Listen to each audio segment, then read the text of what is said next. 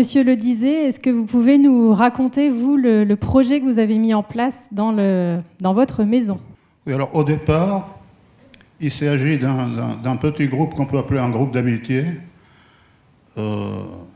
qui comprenait à la fois des résidents et du personnel de la maison. On était très peu nombreux et on se réunissait régulièrement pour deviser, pour raconter nos histoires personnelles, etc. Et puis on a fini par jouer un petit peu avec le langage. Alors j'ai eu l'idée d'introduire des jeux surréalistes qu'on connaît tous. Enfin, il y a le cadavre exquis, il y a les mots valises, il y a ces trucs-là. Et on s'est mis à jouer avec ça. Jusqu'au jour où l'une d'entre elles, je dis l'une d'entre elles parce que c'est une dame, a proposé et a dit « et si on faisait du théâtre ?»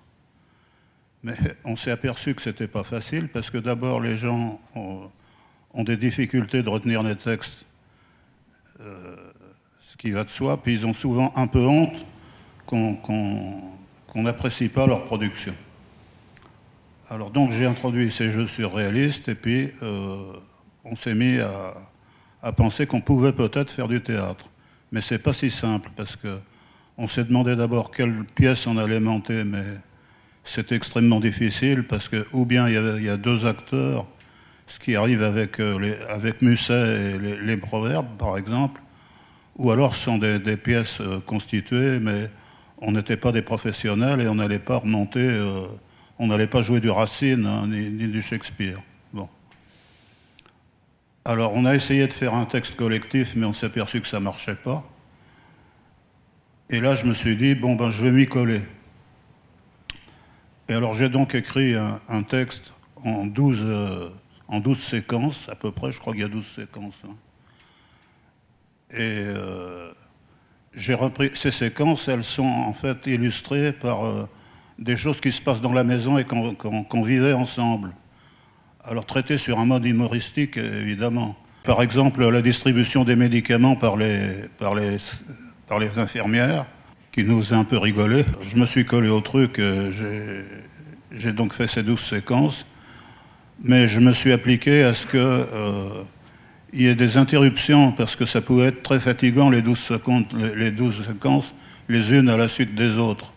Alors j'ai eu l'idée de mettre des interludes entre les séquences, et des interludes qui n'ont apparemment rien à voir avec le texte. Alors le premier interlude, c'est l'intervention d'une danseuse exotique qui est à mes côtés, et alors qui intervient à n'importe quel moment, quand elle a envie d'intervenir. C'est un rôle muet, hein, pendant toute la durée de la pièce. Hein. Mais elle danse, elle peut même aller danser dans le public si c'est possible. Il y a un autre interlude aussi, qui est l'histoire du petit chat, parce qu'il se trouve qu'à Santel, on a adopté un petit chat qui est adorable, qui s'appelle Oliver. Et alors il est très connu dans la maison. Hein.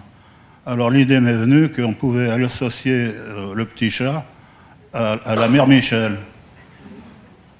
donc, qui a perdu son chat. Et donc il y a une dame charmante, qui était une résidente, qui a joué la mère Michel, mais alors qu'à ce site particulier, c'est qu'elle intervenait à n'importe quel moment en disant « Vous n'avez pas vu Minou ?» Il y a des moments qui pouvaient être très sérieux d'ailleurs, mais ça revenait constamment.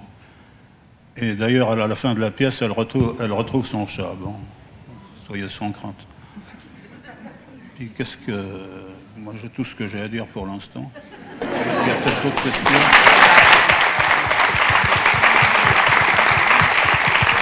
Alors merci Monsieur le disait pour ces précisions, ça nous donne envie de voir la pièce. Alors Pauline, vous êtes animatrice en EHPAD. Comment définissez-vous l'EHPAD et quel est votre rôle à vous personnellement et à toute l'équipe? L'EHPAD, je le définirais tout simplement en disant que c'est avant tout un lieu de vie. Voilà, c'est souvent la dernière maison du résident et de ce fait, il faut vraiment considérer ce lieu comme vraiment un lieu de vie. En ce qui concerne mon rôle, à moi personnellement, il est de favoriser tout d'abord le bien-être du résident, de lui permettre de retrouver ou tout simplement de trouver une vie sociale qu'elles soient à l'intérieur de la structure ou bien même à l'extérieur. Mon rôle, il est également d'accompagner le résident.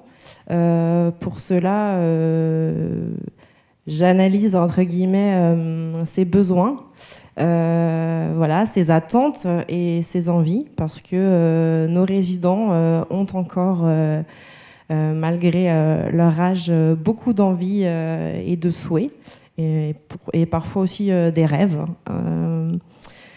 Donc je leur propose pour cela un accompagnement qui va être personnalisé, voilà, en adéquation avec leurs attentes. Mon rôle, il est également d'animer, puisque c'est mon métier, que ce soit le matin, l'après-midi, d'autant que j'ai la chance d'être là quotidiennement. Et puis mon rôle, il est, pour terminer, celui de coordonner, puisque mon travail d'animatrice, il ne se fait pas tout seul.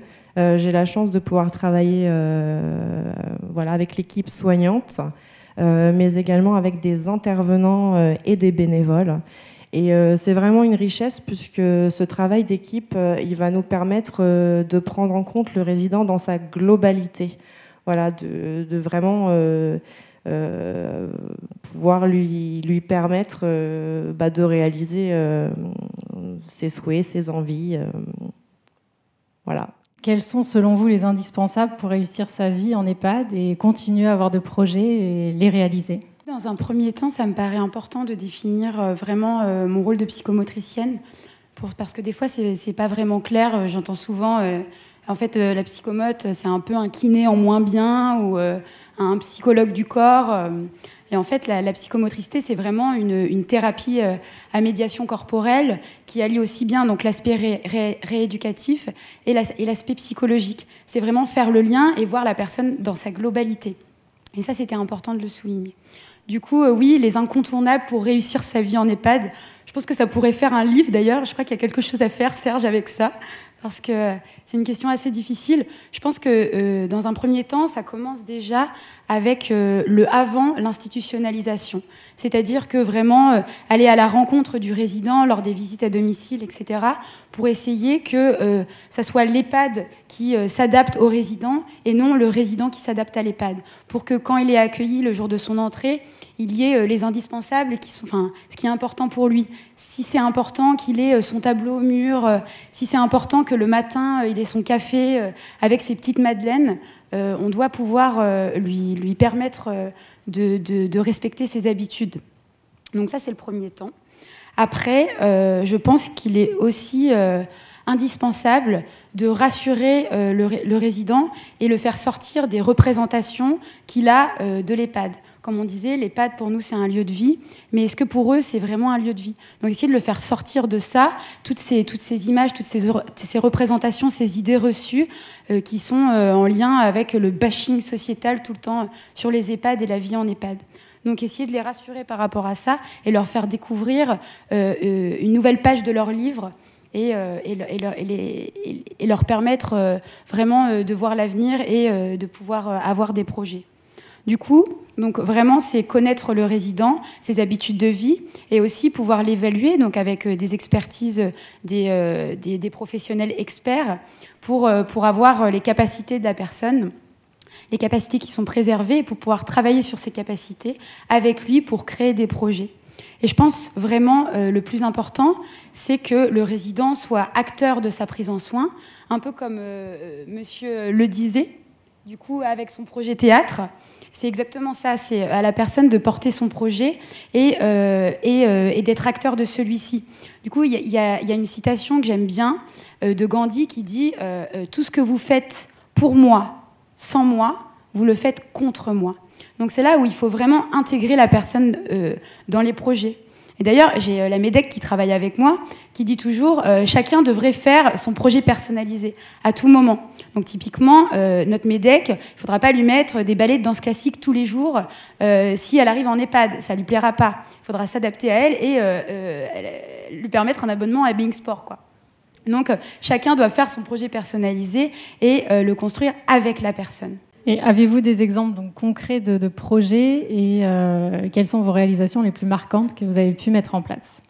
Alors, dans l'établissement, on a plusieurs dames qui étaient anciennes institutrices et elles ont toutes exprimé, verbalisé que jamais elles ne pourraient revenir dans une école et un peu connaître la pédagogie actuelle. Donc, du coup, on s'est vraiment interrogé avec l'équipe pluridisciplinaire et avec l'animatrice du comment on pouvait leur permettre de retourner à l'école et que ça ait du sens pour elles, et en leur proposant quelque chose qui a vraiment du sens. Donc, on s'est renseigné avec l'école voisine, donc de l'établissement, pour voir comment on pouvait intervenir avec nos résidents dans l'école, et c'est pour favoriser le lien et permettre une activité intergénérationnelle. Donc on est allé vers eux et en fait la directrice a eu l'idée de permettre aux résidents d'intervenir dans le cadre des activités périscolaires en fin de journée pour que les résidents puissent aider aux devoirs, puissent faire des jeux avec les enfants, donc en école primaire et maternelle. Et du coup, les dames, elles étaient juste ravies. Et c'est ce genre de petit bonheur que l'on